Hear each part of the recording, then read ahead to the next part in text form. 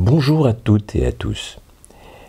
Aujourd'hui, je vais traiter d'un sujet qui est souvent abordé, c'est le mensonge historique. Beaucoup de personnes cherchent à savoir si finalement on ne nous a pas menti. Nous aurions-ils menti sur finalement l'histoire? Est-ce qu'à l'école, est-ce que dans les livres, nous avons la vérité concernant le passé? C'est un sujet très important car beaucoup de personnes aujourd'hui, par exemple, contestent la version de ce qui s'est passé au niveau de la construction des pyramides. La thèse officielle, c'est que les pyramides ont été construites grâce aux esclaves et aux esclaves égyptiens, et qu'ils ont été construites par les Égyptiens et qu'ils ont trouvé le moyen de faire glisser des blocs de plusieurs tonnes de granit sur l'emplacement de ce qui est devenu les pyramides. Bien sûr, il y a d'autres sujets pour lesquels l'histoire est contestée. À tort ou à raison d'ailleurs,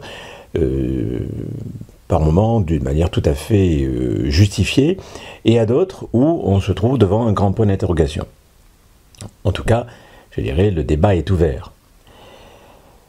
Et il est très important d'ailleurs que les personnes aient le droit de contester les versions officielles. Le tout, c'est d'avoir la preuve de ce que l'on affirme.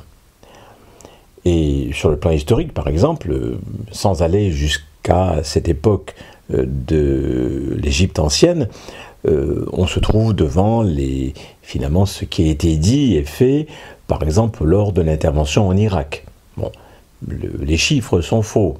Quelques milliers dans la version officielle au niveau des morts qui ont été. Or, finalement, on s'aperçoit que, en réalité, le nombre de morts, nombre de personnes qui sont décédées à la suite de l'intervention américaine en Irak est de près de 500 000 personnes. Donc, et cette fois-ci, c'est reconnu. Bon, alors, il y a des fois des mensonges qui, finalement, sont reconnus au bout de quelques années, et d'autres fois, des mensonges qui se sont installés au cours de l'histoire, ou tout simplement, des fois, des informations qui ne sont pas du tout contestées, sans que ce soit pour autant des mensonges. Et lorsque l'on se penche sur le passé, eh bien, on se retrouve devant, on va dire, soit des énigmes, soit des affirmations gratuites. Par exemple, il y a, bien sûr, des personnes qui considèrent que les pyramides, ou plutôt les cathédrales, que dis-je, que les cathédrales ont été construites non pas dans la partie moyenâgeuse, dans les années 1000, 1100, 1200, mais qu'elles ont été construites finalement dans les années 1600 à 1700. Bon. Il y a des personnes qui soutiennent cela. Bon, évidemment, quand on écoute évidemment ce genre de propos, si vraiment on se réfère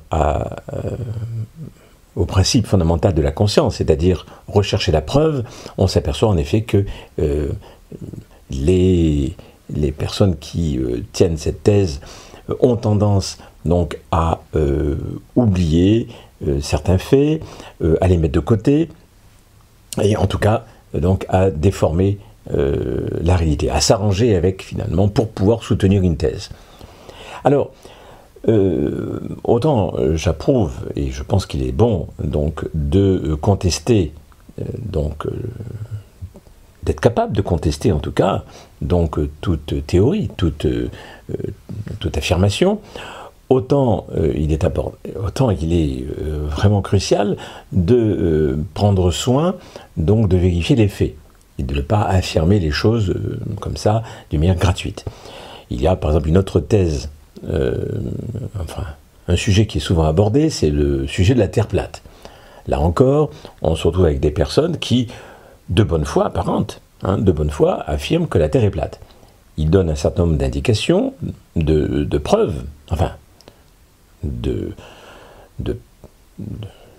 sujets, enfin donc d'éléments qu'ils considèrent comme des preuves, mais quand on vérifie, on s'aperçoit que, en effet, non seulement des fois les informations sont fausses, mais aussi qu'il y a une déformation finalement de ces informations. C'est-à-dire qu'en fait, bien souvent, l'être humain a tendance à, pour prouver qu'il a raison, de rassembler les preuves qu'il arrange pour soutenir finalement ce qu'il affirme, et en tout cas la théorie qu'il met en avant. D'une manière générale, on s'aperçoit qu'il y a en quelque sorte deux moments forts donc dans cette recherche de la vérité. Il y a d'une part cette capacité d'ouverture d'esprit. Bon, alors cela, c'est quelque chose malheureusement qui manque à beaucoup, c'est-à-dire généralement l'être humain aime bien avoir raison, et il a tendance à, bien sûr, ne voir que ce qui l'arrange. Donc, toute information, tout fait qui ne rentre pas dans la théorie, enfin dans les choses que nous croyons, eh bien, nous avons tendance à les rejeter. Bon, et ça, c'est finalement un défaut de fonctionnement donc de l'être humain, qui part d'un bon sentiment, puisque l'être humain se protège. Il protège finalement ce au quoi il croit, et il n'a pas envie de se remettre en question, il n'a pas envie, en quelque sorte, d'abandonner les choses auxquelles il croit, car des fois, ça fait des dizaines et des dizaines d'années que cette personne croit certaines choses. Donc, changer en quelque sorte ses habitudes ou changer ses croyances, c'est quelque chose de très difficile pour la plupart des êtres humains. Donc, cet attachement finalement à nos croyances, cet attachement aux choses auxquelles on a eu tendance à croire, c'est quelque chose d'assez répandu. Or, la qualité de conscience, l'une des deux qualités de conscience, c'est la qualité d'ouverture d'esprit. Ça consiste à être capable donc d'observer, d'analyser honnêtement, sans parti pris, des preuves, enfin des éléments de preuve qui rentrent en dehors de nos croyances. Voilà. L'ouverture d'esprit, c'est être capable, donc, sorte de ne rien rejeter a priori de ce que les autres croient, de ce que les autres affirment. C'est-à-dire qu'on va prendre du temps pour vérifier honnêtement et calmement donc ce que les autres nous disent, enfin en tout cas les informations que l'on reçoit de l'extérieur, donc on est ouvert d'esprit. Bon. Mais l'ouverture d'esprit ne garantit pas, je dirais, un bon fonctionnement complet de la conscience. Il y a un autre aspect ensuite, très important, qui consiste à vérifier les preuves et ne pas se mentir. Avoir une honnêteté scrupuleuse quand il s'agit d'analyser donc les preuves. Et ça, c'est quelque chose qui manque à beaucoup d'êtres humains, puisque on a déjà, par exemple, chez les personnes qui ont tendance à croire à des théories plus ou moins fumeuses, comme le fait que les pyramides n'auraient pas été construites par les Égyptiens, comme quoi les cathédrales n'auraient pas été construites dans les années 1100-1200, mais plutôt dans les années 1600, 1700, où les personnes qui sont les adeptes, on va dire, de la théorie de la Terre plate, bon, toutes ces personnes-là ont eu, en quelque sorte, on peut dire qu'ils ont l'ouverture d'esprit, puisqu'ils sont capables de concevoir quelque chose d'autre que ce qui est reconnu officiellement par le plus grand nombre. En tout cas, ils ont cette tendance à au moins contester les versions établies.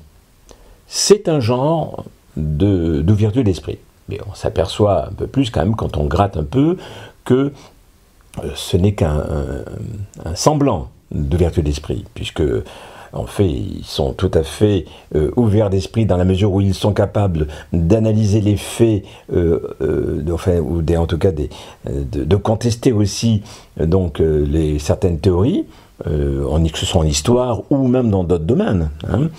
Mais ils sont littéralement incapables de recevoir les informations venant des autres. C'est-à-dire qu'en fait, ils sont dans leur théorie, ils sont dans leur croyance, et à ce sujet-là, ils manquent d'ouverture d'esprit puisqu'ils ne reçoivent pas, ils ne sont pas capables d'analyser, de recevoir les informations contraires à ce qu'ils affirment. Donc, ce n'est qu'un semblant d'ouverture d'esprit.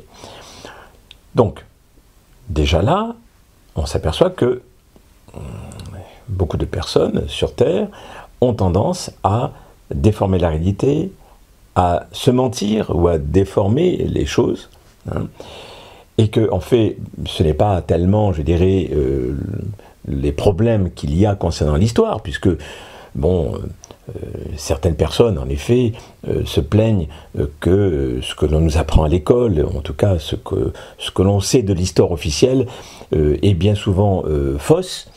Bien souvent, ils tombent dans l'excès d'ailleurs, puisqu'ils en arrivent à penser que quasiment la plupart des informations qui sont données à l'école, et la plupart du temps, tout ce qui est dit concernant donc l'histoire est faux. Là, ces personnes-là tombent dans l'excès. Et on s'aperçoit justement que le danger, la plupart du temps, c'est le côté excessif, le côté fanatique. Le côté, justement, manque d'ouverture d'esprit. Hein. Bon, parce que là, en tout cas, c'est facile ça peut constituer une facilité de contester la version établie, officielle, mais encore faut-il donner des preuves qui tiennent la route. Hein. Et donc, tant qu'on n'est pas capable de donner des preuves fiables, en effet, la contestation devient simplement un genre de fanatisme. Toujours est-il que, bien souvent, on se plaint du fait que les autres nous mentent, on se plaint que l'histoire est remplie de mensonges, enfin, mais quand on regarde de plus près, on s'aperçoit que les autorités publiques, en tout cas ce qu'on nous a enseigné à l'école, hein, est quand même dans de grandes proportions vrai concernant l'histoire, puisque quand on suit les historiens et quand on écoute les professeurs d'histoire, on se rend bien compte que les complots, les intrigues sont quelque chose de commun. Donc on ne peut pas dire que finalement on nous a caché le fait qu'il y ait eu des complots tout le long de l'histoire, qu'il y ait eu des intrigues. C'est quelque chose de commun. Bon, donc on ne peut pas dire qu'on nous a caché des choses en histoire. Bon, qu'il y ait des choses qui ne soient pas exactes et qui soient peut-être fausses par certains endroits, indéniablement. Hein. Bon, je dirais que la perfection n'est pas de ce monde. Mais que l'on arrive à nous cacher, en effet, des complots. Alors, certes, les complots, bien souvent, quand on est, je dirais, dans le présent, les complots qui sont dénoncés dans le présent sont bien souvent rejetés par le pouvoir établi. Hein, et c'est seulement plusieurs dizaines d'années après, au bout d'un certain temps, que finalement ces complots sont répertoriés par l'histoire. Donc, on voit bien là-dedans que cette critique qui consiste à dire que finalement on nous ment, on nous raconte des histoires et que finalement historiquement beaucoup de choses sont fausses, c'est une thèse qui ne tient pas la route. Hein. Certes, actuellement et à toute époque, je dirais l'environnement nous ment. Bon, mais bien souvent nous-mêmes nous mentons. car quand on regarde la manière dont ça se passe, par exemple, en ce moment, face à cette crise du Covid, eh bien, en effet, une grande majorité de personnes croient en la version officielle. Donc, ces personnes-là ne pensent pas qu'il y ait mensonge. Bon, par contre, certaines personnes ont tendance à trouver que, en effet, il y a des mensonges. Voilà, et de nombreux mensonges.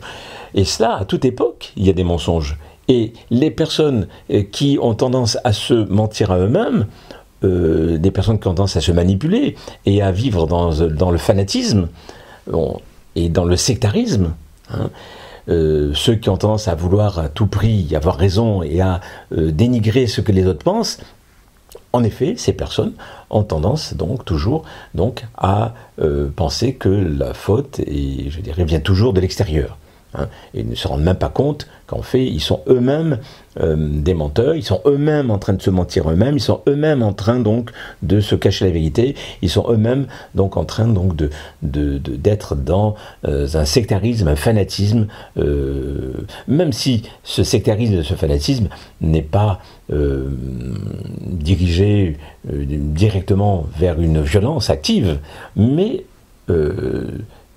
c'est ce fanatisme, ce sectarisme, même si finalement il se veut pacifique, est potentiellement dangereux, puisque dès qu'il y a des personnes qui sont en opposition avec ce qu'ils pensent, ils ont tendance à se mettre en colère, ils ont tendance à être donc très réactifs et donc avoir une attitude même avec des propos violents, avec des critiques personnelles, des dénonciations, avec donc en fait, des comportements extrêmement de nature violente.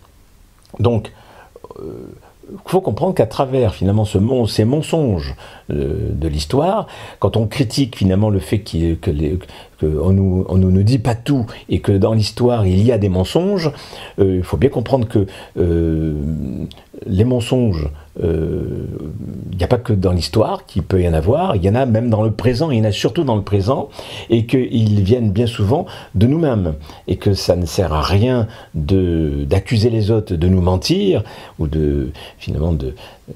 parce que souvent on les accuse de mentir, parce que finalement ils ne sont pas d'accord avec nous-mêmes, hein, mais on ne cherche même pas la preuve la plupart du temps. La plupart du temps on se contente uniquement de les critiquer, de les condamner, de dire qu'ils ont tort, mais en les traitant de fous, en les traitant de dingues, en les traitant de tous les noms, hein, de racistes, de complotistes, de terroristes, de fous furieux, d'inconséquents, d'irresponsables, mais